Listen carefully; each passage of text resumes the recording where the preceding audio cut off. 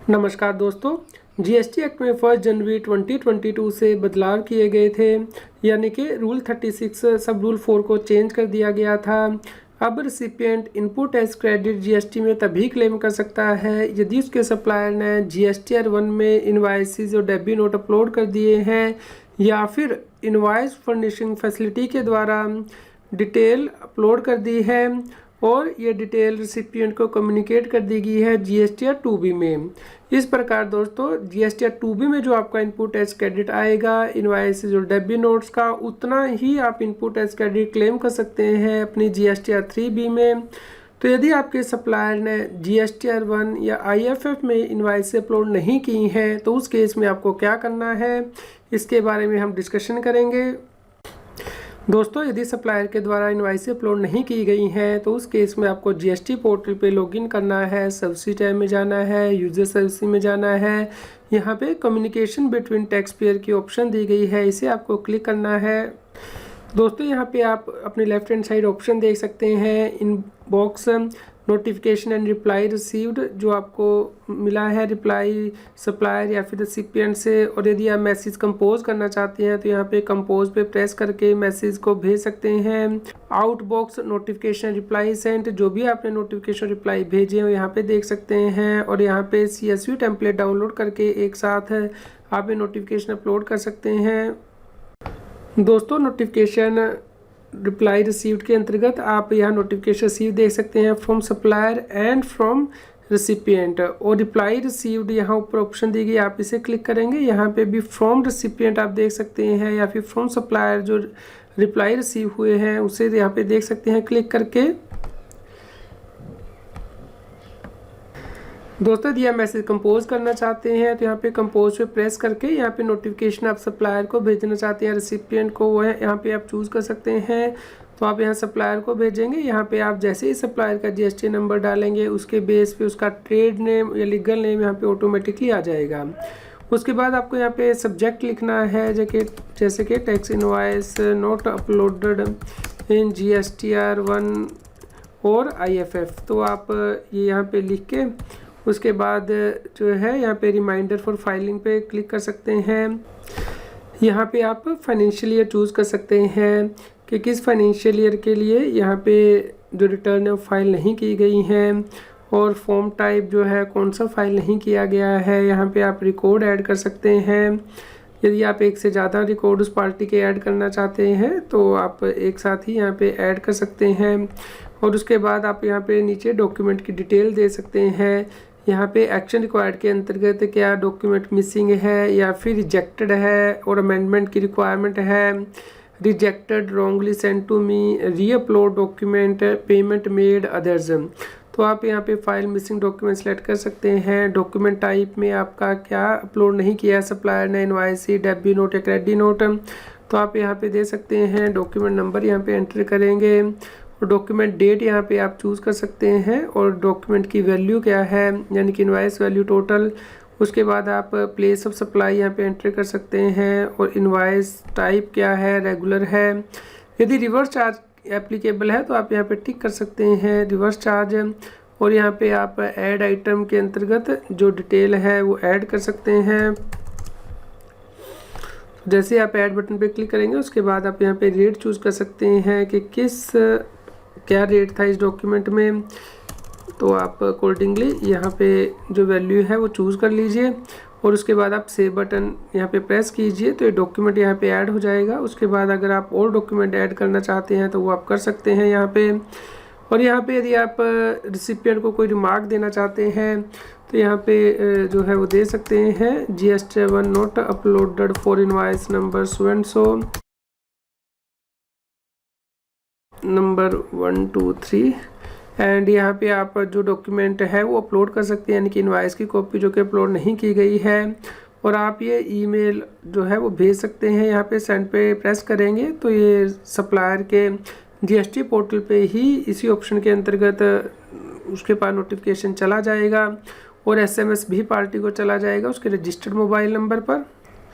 दोस्तों आप यहाँ से CSV टेम्पलेट भी डाउनलोड कर सकते हैं और यदि एक सप्लायर की एक से ज़्यादा इनवाइसेस की डिटेल आप अपलोड करना चाहते हैं तो यहाँ एक्सेल फॉर्मेट में एंटर कर लीजिए इस टेम्पलेट में और उसके बाद यहाँ पे अपलोड CSV का ऑप्शन दिया गया है, यहाँ पे जाके अपलोड कर लीजिए, जिसके बाद के ये यहाँ पे इंपोर्ट हो जाएंगी।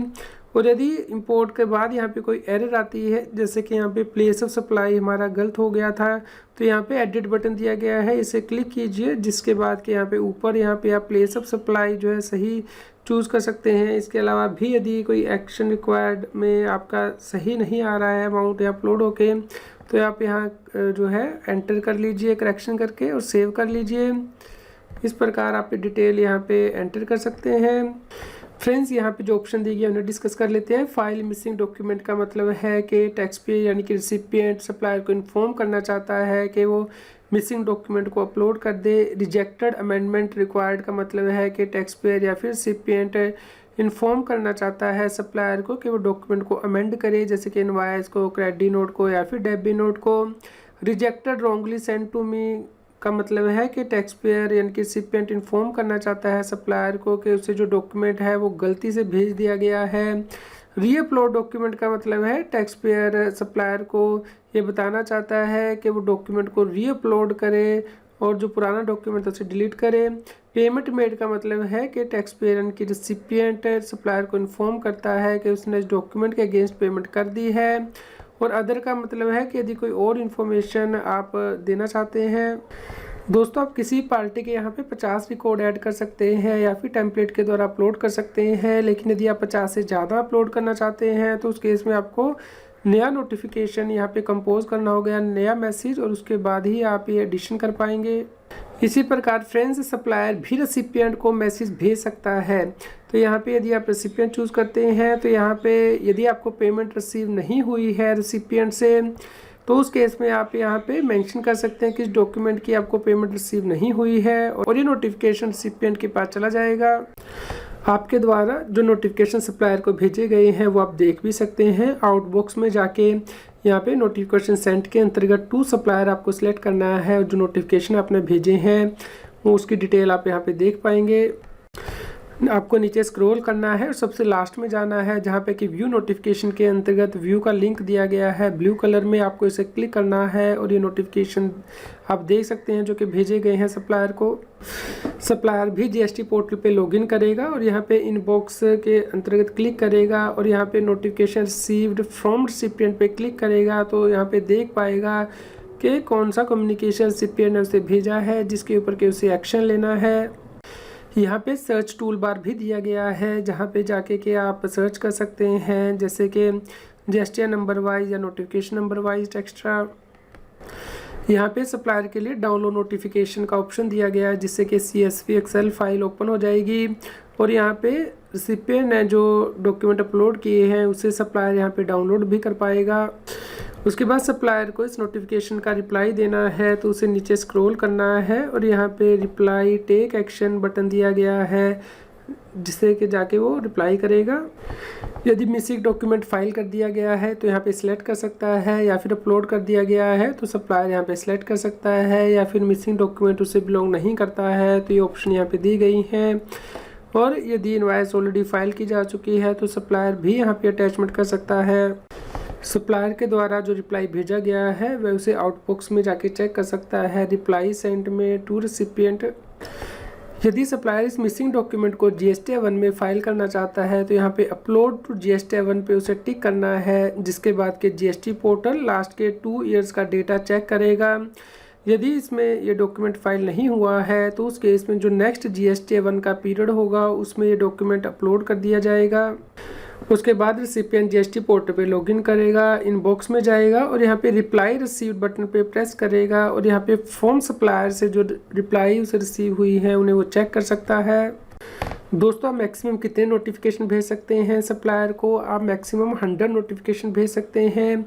यदि आप मंथली रिटर्न फाइल करते हैं तो हर मंथ के लिए आप पर्टिकुलर GST के अगेंस्ट 100 नोटिफिकेशन भेज सकते हैं।